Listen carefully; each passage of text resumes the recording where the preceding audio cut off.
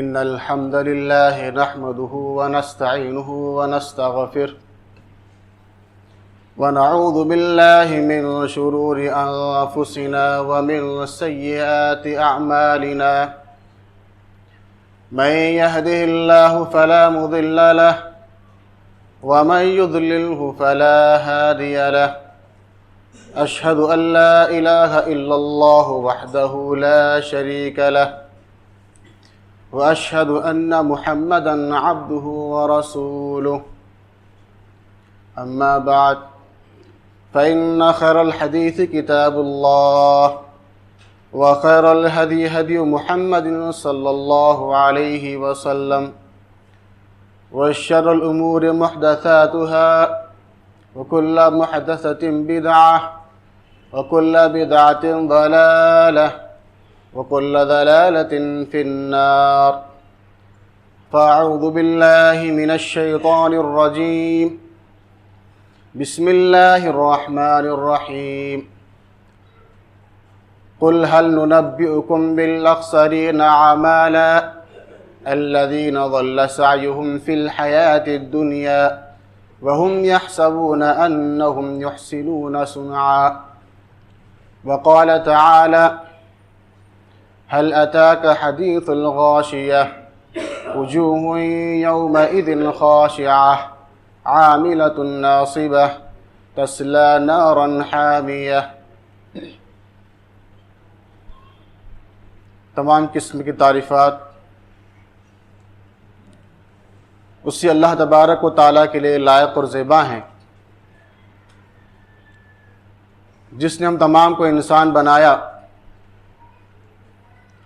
اور اللہ تبارک و تعالیٰ کا اس بات پر جتنا بھی شکر ادا کیا جائے کم ہے کہ اس نے ہم کو مسلمان بنایا۔ بعدہ درود و سلام کا نزول ہو جو تمام انبیاء کرام پر، بالخصوص جناب محمد رسول اللہ صلی اللہ علیہ وسلم پر۔ اللہم صلی علی محمد وعلی آل محمد كما صليت على إبراهيم وعلى آل إبراهيم إنك حميد مجيد اللهم بارك على محمد وعلى آل محمد كما باركت على إبراهيم وعلى آل إبراهيم إنك حميد مجيد۔ محترم سامعین کرام، خطبہ مسنونہ کے بعد میں نے قرآن کریم کی کچھ آیتیں آپ کے سامنے تلاوت کی۔ اللہ سبحانہ و تعالیٰ نے ان آیات کے اندر ہم اور آپ کے لیے ایک عظیم پیغام رکھا ہے۔ اللہ سبحانہ و تعالیٰ نے ارشاد فرمایا قل هل ننبئكم بالاخسرین اعمالا الذین ضل سعیهم فی الحیاة الدنیا وهم يحسبون انهم يحسنون صنعا۔ اس آیت کریمہ میں اللہ تبارک و تعالیٰ نے کچھ ایسے لوگوں کے بارے میں بتایا ہے کہ ان کے اعمال برباد ہو رہے ہیں، ضائع ہو رہے ہیں، اور ان کے اعمال اللہ تبارک و تعالیٰ کے یہاں قابل قبول نہیں ہیں، اور اپنی ساری دنیاوی کوششوں کو رائگاں کر رہے ہیں، لیکن وَهُمْ يَحْسَبُونَ أَنَّهُمْ يُحْسِنُونَ صُنْعًا، ان کا یہ گمان ہے، ان کا یہ ماننا ہے کہ وہ بہت اچھے کام کر رہے ہیں، بہت اچھے اعمال انجام دے رہے ہیں۔ محترم سامعین کرام، یہ ایک الگ بات ہے کہ انسان بد عمل ہو، اچھے اعمال کرے ہی نہ، برے اعمال کرتا رہے، اور ایسا انسان کا ٹھکانہ جہنم ہو جائے۔ ایک عمل یہ ہوتا ہے کہ ایک بات یہ ہوتی ہے کہ انسان اپنے ذوق کے مطابق اچھے اعمال کر رہا ہوتا ہے، اسے لگتا ہے کہ میں اچھے کام کر رہا ہوں، اسے لگتا ہے کہ میں نیک کام کر رہا ہوں، لیکن اصل میں وہ انسان بہت ہی گھٹیا کاموں میں مبتلا ہوتا ہے، اور اس کے یہ اعمال، اس کے یہ کام آخرت میں اسے کوئی فائدہ پہنچانے والے نہیں ہوتے۔ اللہ سبحانہ و تعالیٰ نے قرآن کریم میں دوسرے کا ارشاد فرمایا وجوہ یومئذ خاشعہ، قیامت کے دن کچھ چہرے ذلیل و خوار ہوں گے، عاملۃ ناصبہ، اور ایسا نہیں ہوگا کہ وہ بد عمل ہوگا انسان یا ایسے لوگ جن کے چہرے ذلیل و خوار ہوں گے وہ لوگ بد عمل ہوں گے، نہیں، بلکہ وہ ایسے ہوں گے کہ عمل کر کر کے تھک چکے ہوں گے، ان کا جسم تھک چکا ہوگا، ان کی عمریں گزر چکی ہوں گی اور بڑی عمر پائے ہوئے ہوں گے، یہ عمل کر کے اپنے آپ کو تھکا چکے ہوں گے، لیکن کیا ہوگا، ان کے چہرے ذلیل و خوار ہوں گے، تصلی نارا حامیہ، ان کا ٹھکانہ دہکتی ہوئی آگ ہی ہوگا، تسقی من عین آنیہ، اور گرم گرم کھولتا ہوا پانی انہیں پلایا جائے گا۔ اہل علم نے لکھا کہ اللہ تبارک و تعالیٰ نے جن کے بارے میں کہا کہ اپنے ذوق کے مطابق وہ اچھے اعمال کر رہے ہیں لیکن ان کے اعمال انہیں کچھ فائدہ پہنچانے والے نہیں ہیں، وہ اہل بدعت ہیں، وہ بدعت کے مرتکب لوگ ہیں، ان کے اپنے ذوق کے مطابق وہ اچھا کام کر رہے ہوتے ہیں لیکن اصل میں ان کا کام بہت برا ہوتا ہے، ان کے اعمال کو برباد کرنے والا ہوتا ہے اور کل قیامت کے ان کے کوئی کام آنے والا نہیں ہوتا۔ عمر فاروق رضی اللہ تعالیٰ عنہ کے زمانے میں ایک بوڑھا راہب نکلا گرجا گھر سے، عمر فاروق رضی اللہ تعالیٰ عنہ نے اسے آواز دی، جب وہ رکا تو رکنے کے بعد عمر فاروق رضی اللہ تعالیٰ عنہ نے اسے اوپر سے نیچے تک دیکھا اور دیکھ کر کے عمر فاروق رضی اللہ تعالیٰ عنہ رو پڑے۔ عمر فاروق رضی اللہ تعالیٰ عنہ کی آنکھوں سے آنسو جاری ہو گئے۔ صحابہ کرام نے پوچھا، عمر فاروق امیر المومنین کیا بات ہے، اس بوڑھے راہب کو دیکھ کر کے آپ کی آنکھوں سے آنسو جاری ہو گئے اور آپ رو پڑے؟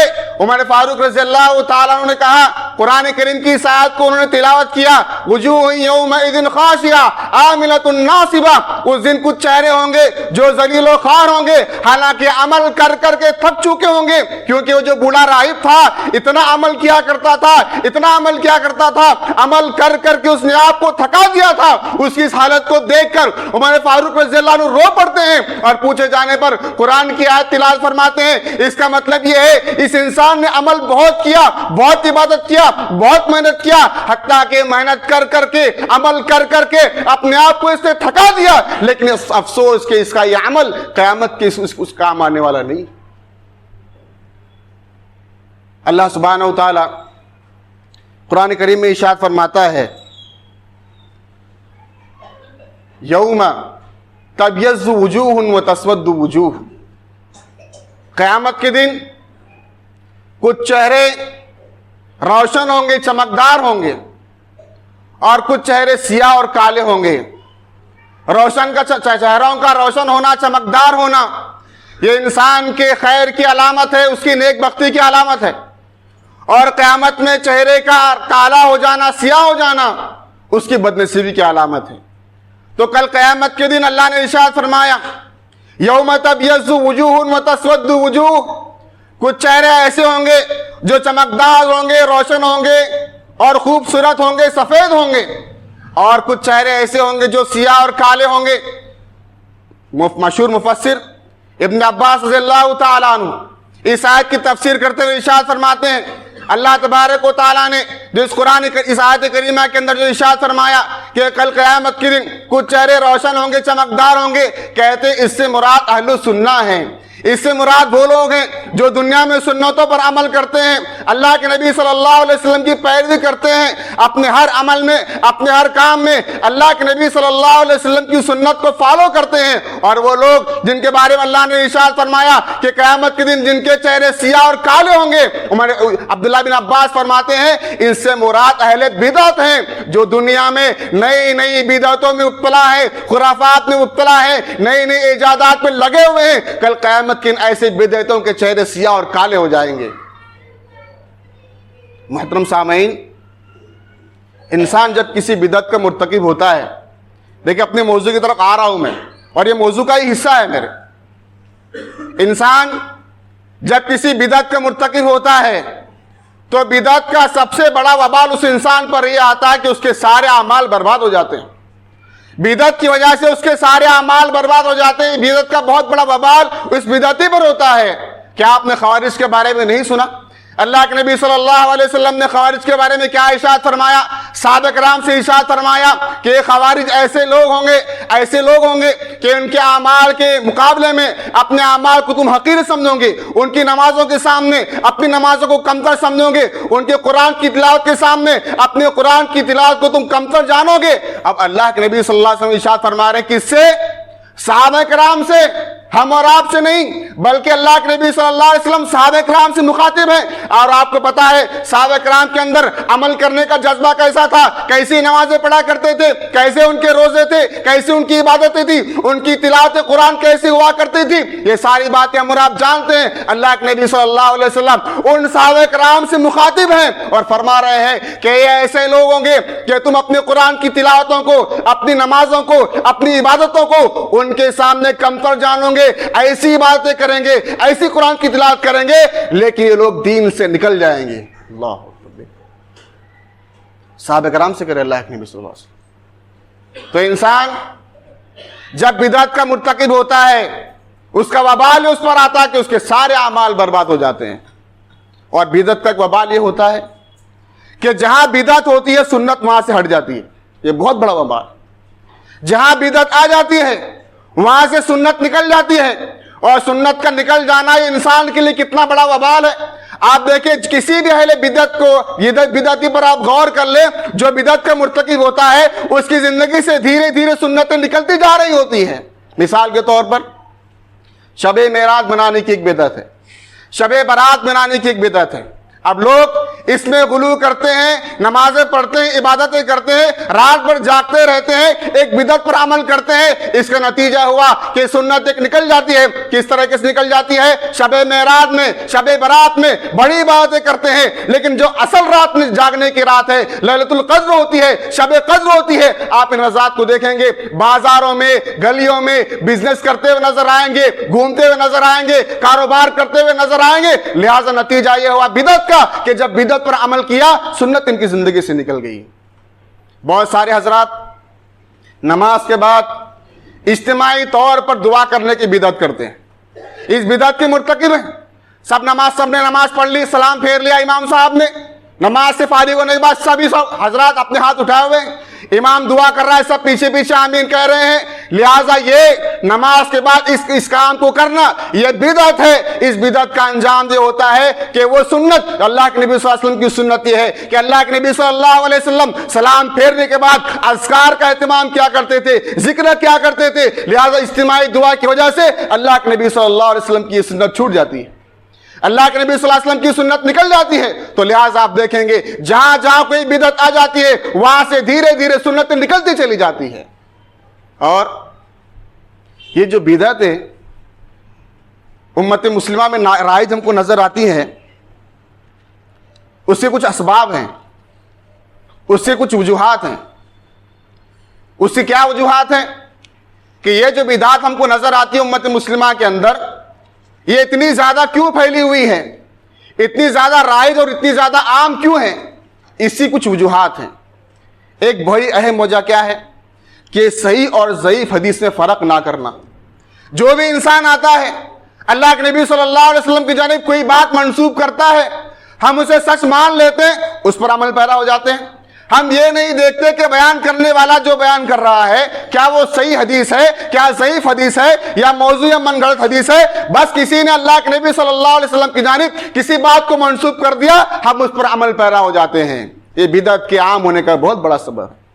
اور اللہ کے نبی صلی اللہ علیہ وسلم کی جانب جو حضرات یہ باتیں گھڑتے ہیں، دیکھیں انسان ایک جھوٹ کہتا ہے، انسان ایک جھوٹ کہنے کا عادی ہوتا ہے یا جھوٹ کہتا ہے، یہ بڑا گناہ ہے، یہ کبیرہ گناہ ہے۔ لیکن اس سے بڑا گناہ کیا ہوگا یا اس سے بڑا جھوٹ کیا ہوگا کہ کوئی انسان اللہ کے نبی صلی اللہ علیہ وسلم کی جانب کسی جھوٹ کو منسوب کرے۔ اللہ کے نبی نے وہ بات کہی نہیں، اللہ کے نبی نے وہ کام کیا نہیں، لیکن اللہ کے نبی کے بارے میں کہتا ہے کہ اللہ کے نبی نے ایسا کہا یا اللہ کے نبی صلی اللہ علیہ وسلم نے ایسا کیا، وہ سب سے بڑا جھوٹا ہے۔ اور اللہ کے نبی صلی اللہ علیہ وسلم پر ایک جھوٹ باندھنا بھی اس کا انجام کیا ہوتا ہے؟ من کذب علی متعمدا فلیتبوأ مقعدہ من النار۔ اللہ کے نبی نے ارشاد فرمایا کہ جو انسان مجھ پر جان بوجھ کر جھوٹ باندھے اپنا ٹھکانہ جہنم میں بنا لے، اپنا ٹھکانہ جہنم میں بنا لے۔ تو یہ صحیح اور ضعیف حدیث کا تمیز نہ کرنا. دوسرا سبب کیا ہوتا ہے؟ تقدیم العقل علی النقل. دین میں اپنی عقل کو دخل دینا، دین میں اپنے عقل کو گھسانا. آپ کسی بدعتی سے پوچھے، سوال کرے بھئی آپ یہ کام کیوں کرتے ہیں اس طریقے سے؟ محرم کے مہینے میں آپ شربت کیوں بانٹتے ہیں؟ یا عید میلاد النبی مناتے ہیں، اس میں طرح طرح کے آپ کام کیوں کرتے ہیں؟ اس میں فلاں پکوان کیوں بناتے ہیں؟ یہ فلاں کام کیوں کرتے ہیں؟ جواب کیا دیتا ہے؟ کیا لوگوں کو کھانا کھلانا برا ہے؟ کیا لوگوں کو شربت پلانا برا ہے؟ کیا لوگوں کو پانی پلانا برا ہے؟ یہ تو اچھے ہی کام ہے، یہ تو نیک ہی کام ہے، اور آپ لوگ ہمیں نیک کام کرنے سے منع کرتے ہو. یہ کیا ہے؟ دین میں عقل کو دخل دینا ہے. یہ دین میں عقل کو دخل دینا ہے. لہذا جو لوگ دین کے اندر اپنے عقل کو دخل دیتے ہیں، عقل کی دخل اندازی کرتے ہیں، ایسے لوگ بدعتوں کے مرتکب ہو جاتے ہیں. دیکھیے دین اسلام کی تعلیم کیا ہے؟ دین اسلام کی تعلیم کیا ہے؟ لیس الدین بالرائے. دین عقل سے نہیں ہے. لیس الدین بالرائے. دین عقل سے نہیں ہے. اگر دین عقل سے ہوتا تو ہمیں اللہ کے نبی صلی اللہ علیہ وسلم جو مسح کرنے کو حکم دیتے ہیں وہ موزے کے نیچے مسح کرنے کو حکم دیتے، موزوں کے اوپر مسح کرنے کو حکم اللہ کے نبی ہم کو نہیں دیتے.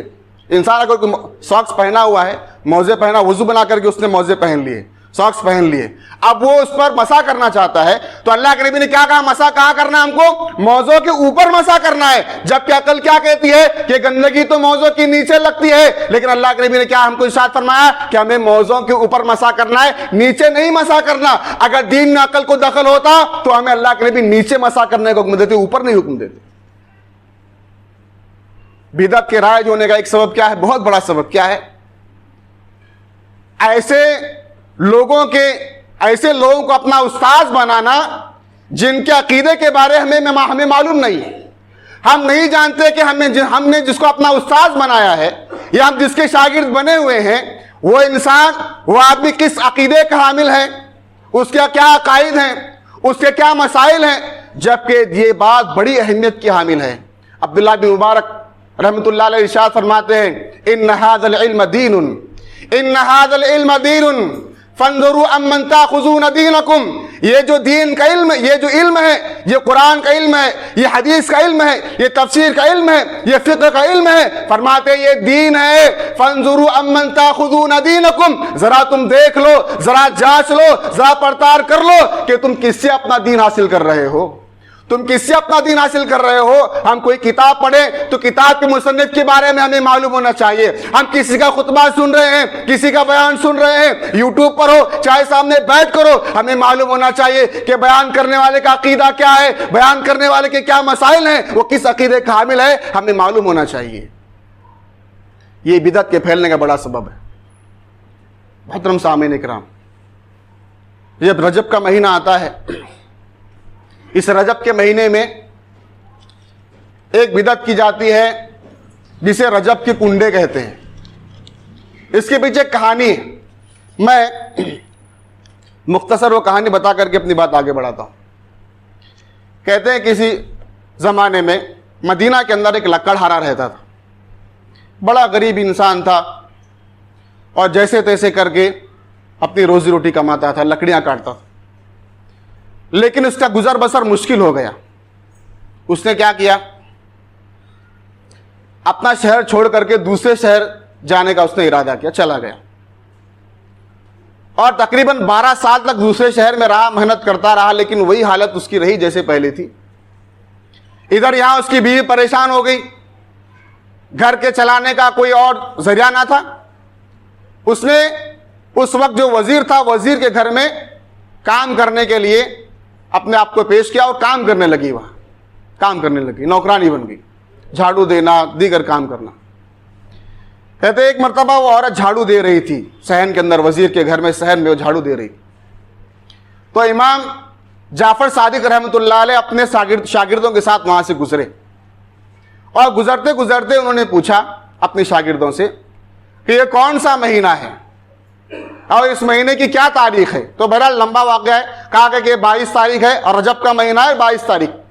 تو امام جعفر صادق نے کہا کہ جو بھی انسان اس رجب کے مہینے کی 22 تاریخ کو کنڈے لاتا ہے اور اس میں الگ الگ مٹھائی اس میں بنا کر کے رکھتا ہے اور اسی چھت کے نیچے بیٹھ کر کے ختم دلاتا ہے، اور میرے نام کو ختم دلا کر کے میرے وسیلے سے دعا کرتا ہے تو اس کی دعا ضرور قبول ہوگی، یا پھر اس کی مصیبت دور ہوگی۔ جس پریشانی میں ہوگا پریشانی سے نکل جائے گا۔ اگر وہ انسان پریشانی سے نہیں نکلا تو اسے حق ہے کہ قیامت کے دن میرا دامن پکڑ کر کے مجھ سے سوال کر سکتا ہے۔ پھر اس عورت نے اس بات کو سنا، اس نے کیا کیا، فوراً کنڈے لائے اور اس کو کنڈوں کو بھرا اور جو کام کرنے تھے کیا اور ختم دلا اور فلاں فلاں کام کیا۔ ادھر اس کا شوہر لکڑہارا جنگلوں میں لکڑیاں کاٹ رہا تھا کہ اس کی کلاڑی چھوٹ کر کے نیچے گر گئی، ایک دھماکہ ہوا۔ نیچے اتار کر کے جب اس نے دیکھا کہ دھماکہ ہوا ہے تو زمین کو کھودا تو زمین میں خزانہ نکلا، اور دھیرے دھیرے خزانہ اس نے لایا، اپنی بیوی کو دیتا رہا اور عالی شان گھر بنایا اور آرام کے ساتھ رہنے لگا۔ ایک مرتبہ وزیر کی بیوی، جس کے پاس اس لکڑہارے کی بیوی کام کیا کرتی تھی، ٹہلتے ٹہلتے اپنے گھر کے بالائی خانے پر جب وہ آئی تو اس نے دیکھا کہ سامنے ایک بڑا محل تیار ہے، بڑی عمارت تیار ہے، عالی شان عمارت تیار ہے۔ تو اس نے لوگوں کو بلا کر کے پوچھا کہ بھئی کس کا گھر ہے، کس کا مکان ہے؟ تو جواب دیا گیا کہ فلاں فلاں عورت جو آپ کے گھر میں جھاڑو دیا کرتی تھی اس کا یہ مکان۔ اس نے بلا کر کے اس سے پوچھا کہ بھئی تمہارے پاس اتنا مال اتنی دولت کہاں سے آئی؟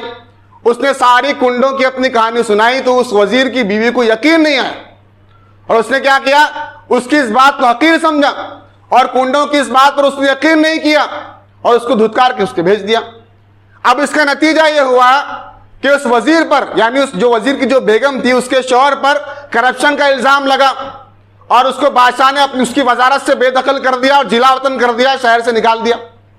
جب یہ دونوں میاں بیوی شہر سے جا رہے تھے، راستے میں انہوں نے خربوز یا تربوز خریدا، اس کو اپنے رومال میں اس نے باندھ لیا۔ ادھر جس بادشاہ نے اس وزیر کو نکالا تھا، جلا وطن کیا تھا، اس کا بیٹا شکار پر گیا ہوا تھا جو شکار سے ابھی لوٹا نہیں۔ تو کسی نے بادشاہ سے کہا کہ ہو سکتا ہے کہ اس وزیر نے بدلہ لینے کے لیے آپ کے بیٹے پر حملہ کر دیا، تو لہٰذا پھر بادشاہ نے ان دونوں کو پکڑ کر لانے کا حکم دیا۔ دونوں کو پکڑ کر کے لایا گیا۔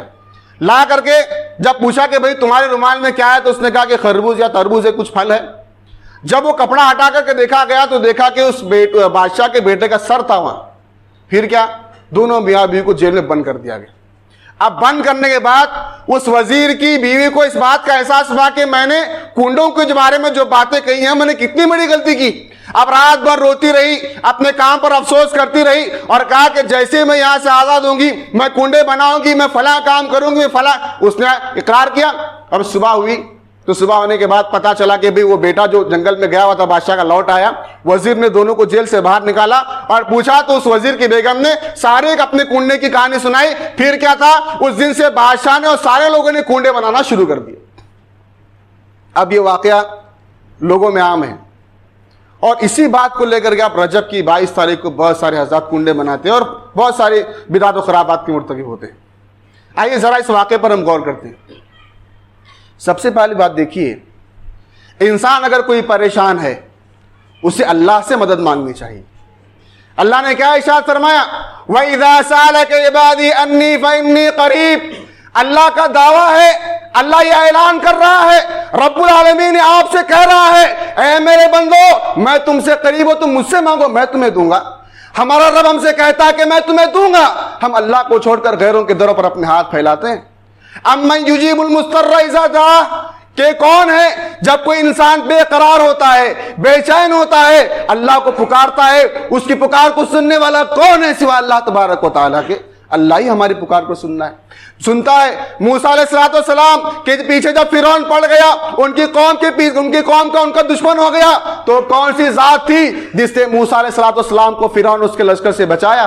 اللہ تبارک و تعالیٰ ہی کی وہ ذات تھی۔ جریج ایک نیک بندہ، ایک صالح بندہ تھا، جب اس بندے پر زنا کی تہمت لگائی گئی تو اس معصوم بچے نے، جو دودھ پیتا بچہ تھا، اس بچے نے جریج کے حق میں گواہی دی کہ جریج میرا باپ نہیں ہے بلکہ فلاں انسان میرا باپ ہے۔ آپ ذرا مجھے بتائیں، اس معصوم بچے کو جو قوت گویائی دی وہ کس نے دی؟ اللہ نے دی ہے۔ اللہ نے دی ہے۔ اللہ ہمارا مددگار ہے، اللہ ہمارا حامی ہے، اللہ ہمیں ایسی ایسی مصیبتوں سے نکال سکتا ہے۔ دیکھیں مصیبتیں جو ہے نا، ہم کو لگتا ہے کہ بڑی مصیبت، ہم کو لگتا ہے کہ بڑی پریشانی، ہم کو لگتا ہے بڑی آفت ہے، لیکن اللہ تبارک و تعالیٰ کے لیے کوئی چیز کوئی مشکل نہیں، کوئی بڑی بات نہیں، کوئی اللہ تبارک۔ دیکھیے زکریا علیہ السلام اللہ سے دعا کرتے ہیں، اذ نادى ربه نداء خفيا دھیرے دھیرے چپ کے اللہ سے دعا کرتے ہیں. کیا دعا کرتے ہیں؟ اے اللہ مجھے وارث دے دے, میں بوڑھا ہو گیا, میرے بال سفید ہو گئے, میری ہڈیاں کمزور ہو گئی, میں بوڑھا ہو گیا, لیکن تجھ سے دعا کرنے سے میں عاجز نہیں ہوں, میں آج بھی تجھ سے دعا کرتا ہوں کہ مجھے وارث عطا کر دے. اللہ نے کیا ارشاد فرمایا؟ یا یحییٰ انا نبشرک بغلام اسمہ یحییٰ, کیا اے زکریا ہم تمہیں ایک ایسے غلام کا وعدہ کرتے ہیں, ہم تمہیں اس غلام کی خوشخبری دیتے ہیں جس کا نام یحییٰ ہوگا. بڑھاپے میں اللہ تبارک و تعالیٰ زکریا علیہ السلام کو اولاد دینے پر قادر ہے. اللہ تبارک و تعالیٰ کی یہ قدرت ہے میرے بھائی. ہم اللہ سے دعا مانگے, ہم کو کسی اور کے در پر جانے کی یا ان کے نام کے وسیلہ لینے کی یا ان کا ختم دلانے کی یا ان کے نام کے فاتحہ خان کوئی ضرورت ہم کو نہیں. اللہ نے کہا کہ مجھے پکارو میں دوں گا, ہم اللہ سے مانگے. اور کیا کہا کہ آپ دیکھیے, جہاں تک مجھے یاد آ رہا ہے تقریباً 150 ہجری کا واقعہ ہے, 148 ہجری وغیرہ میں کچھ امام جعفر صادق کی وفات ہوئی ہے. آج 1400-1500 سال گزر جانے کے بعد ان کے نام کے وسیلے سے لوگ دعائیں کر رہے ہیں. بخاری کی روایت, اللہ کے نبی صلی اللہ علیہ وسلم کی وفات کے بعد, ابو بکر صدیق کی خلافت کے بعد, عمر فاروق رضی اللہ عنہ کا دور خلافت جب آیا, عمر فاروق رضی اللہ عنہ کے دور خلافت میں قحط سالی ہو گئی, بارش بند ہو گیا. اب عمر فاروق رضی اللہ تعالیٰ عنہ اور آپ کے ساتھی کہاں جاتے ہیں؟ عباس رضی اللہ تعالیٰ عنہ کے پاس جاتے ہیں اور جا کر عباس رضی اللہ عنہ سے کہتے ہیں کہ آپ اللہ سے ہمارے لیے بارش کے لیے دعا فرمائیے. اور عمر فاروق رضی اللہ عنہ کہتے ہیں اے اللہ جب تک تیرے رسول زندہ تھے ہم ان کے ذریعے سے انہیں وسیلہ بنا کر تجھ سے بارش مانگا کرتے تھے, اب رسول باقی نہیں رہے, ہم ان کے چچا کو وسیلہ بنا کر تجھ سے دعا کرتے ہیں یا ان کی دعا کا وسیلہ ہم لیتے ہیں, لہٰذا تو بارش برسا. اور اس کے بعد عباس رضی اللہ تعالیٰ عنہ کھڑے ہوتے ہیں اور وہ بارش کے لیے دعا کرتے ہیں. جب تک اللہ کے نبی زندہ تھے صحابہ کرام اللہ کے نبی کے پاس جاتے, آپ دعا فرما دیجئے, آپ کی دعا کا وسیلہ لیتے. اللہ کے نبی کا انتقال ہو گیا, اور صحابہ کرام اللہ کے نبی کی قبر پر نہیں گئے اور آپ نے یہ نہیں کہا کہ یا اللہ اپنے رسول کے وسیلے سے ہم تجھ سے دعا کرتے ہیں, اس کے صدقہ طفیل میں تجھ سے دعا کرتے ہیں, بارش برسا دے. صحابہ کرام کا عقیدہ یہ نہیں تھا کہ آپ مردوں کا وسیلہ لیا کرتے ہو, صحابہ کرام کو معلوم تھا کہ مردوں کا وسیلہ لینا جائز نہیں ہے. لہٰذا اللہ کے نبی کے وفات پر صحابہ کرام نے اللہ کے نبی کا وسیلہ نہیں لیا, بلکہ جو آپ کے جو چچا زندہ تھے ان سے پاس جا کر کے ان کی دعا کا وسیلہ انہوں نے لیا. لیکن دیکھیں آپ آج بھی مردوں کا وسیلہ لیا جاتا ہے اور وہاں جعفر صادق کا وسیلہ لیا جاتا ہے, آج بھی مسلمان لیتے دعا کرتے ہیں. اور اس کہانی کے اندر جو بات بتائے گی وہ کیا ہے, اس میں ڈرایا جاتا ہے لوگوں کو. کیا ڈرایا جاتا؟ دیکھو وزیر کی بیوی نے کنڈوں سے انکار کیا, کتنا بڑا نقصان ہوا. اگر ہم بھی یہ کام نہیں کریں گے, فلاں کام نہیں کریں گے, کنڈے نہیں بنائیں گے, ہمارا بھی نقصان ہوگا. یہ لوگوں کو ڈرا ڈرا کر ان کے ایمان کے ساتھ کھلواڑ کیا جا رہا ہے, ان کے ایمان کا سودا کیا جا رہا ہے, ان کے ایمان کے ساتھ کھیل تماشا کیا جا رہا ہے. اللہ کے لیے میرے بھائیوں, آپ اللہ سے ڈرنے والے بنیں, آپ اللہ سے ڈرنے والے بنیں گے, دنیا کی کوئی طاقت آپ کو بھی کچھ بگاڑ نہیں سکتی ہے. اگر ہم اللہ سے نہیں ڈریں گے, معمولی باتوں پر ہم ڈرنے لگ جائیں گے. چھوٹی چھوٹی باتوں پر انسان ڈرتا ہے, اس کو ڈرایا جاتا ہے. چپل الٹی نہیں ہونا, انسان ڈرتا, چپل سیدھی کر پہلے, چپل الٹی ہو گئی تو ڈرتا ہے. بلی سامنے سے گزر گئی تو ڈر جاتا ہے. کسی نے پوچھ لیا کہاں جا رہے ہو تو ڈر جاتا ہے. معمولی باتوں سے انسان ڈرنے لگتا ہے. جب اس کے دل میں اللہ کا ڈر نہ ہو اور اللہ کا ڈر اس کے دل میں آ جائے تو بڑے بڑے لشکروں سے, بڑے بڑے طوفانوں سے, بڑے بڑے آندھیوں سے اور بڑے بڑے شیاطین سے انسان نہیں ڈرتا. یہ ڈرانے کی بات کیا بات ہے میرے بھائی؟ تو میرے محترم سامعین کرام, اپنے آپ کو ان بدعات سے ہم بچائیں, ان خرافات سے ہم بچائیں. آج جو ذلت و پستی ہم پر طاری ہے, بہت سارے لوگ بہت ساری وجوہات بیان کرتے ہوں گے اور اس کے لیے محنت کر رہے ہوں گے, کام کر رہے ہوں گے, لیکن میرے بھائیوں جب تک اپنی زندگی سے شرک کو نہیں نکالیں گے, بدعات کو نہیں نکالیں گے, خرافات کو نہیں نکالیں گے, یہ ذلت و پستی بھی ہم سے نکلنے والی نہیں. اللہ تعالیٰ سے دعا ہے اللہ مجھے اور آپ کو کہنے اور سننے زیادہ عمل کرنے کی توفیق عطا فرمائے. آمین. وآخر دعوانا الحمدللہ رب العالمین.